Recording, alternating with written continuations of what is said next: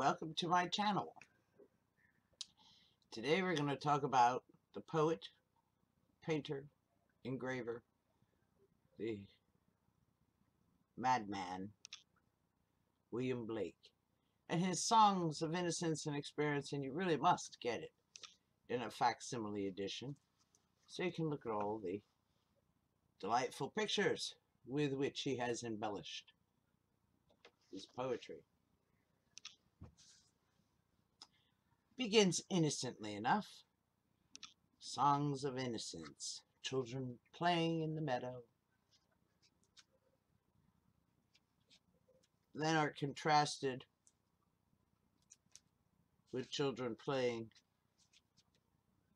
where the meadow has been taken over by a church, where the wildflowers grew are graves, and churchmen in their black robes walking round about, wrapping his joys with briars. Talking about lives lost, London, where he sees marks of weakness, marks of woe in every face he meets. In every voice, in every band, the mind-forged manacles I hear. And in the morning glad I see my foe outstretched beneath the tree. Yes. This is not, despite its charming little title and its naive, somewhat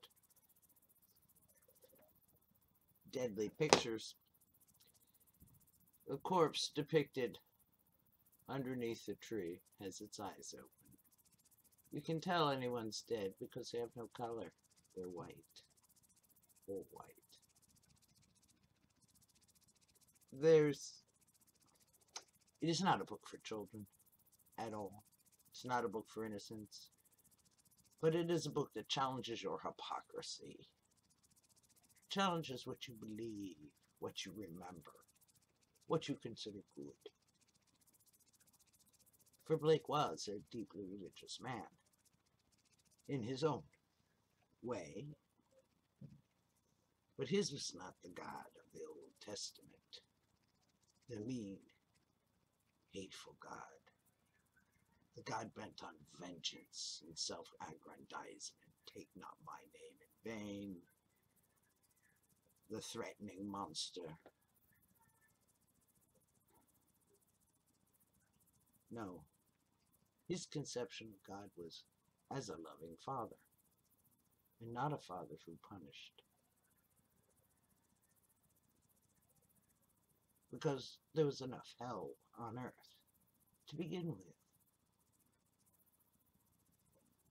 Blake never grew rich. He may or may not have been particularly comfortable at any particular time.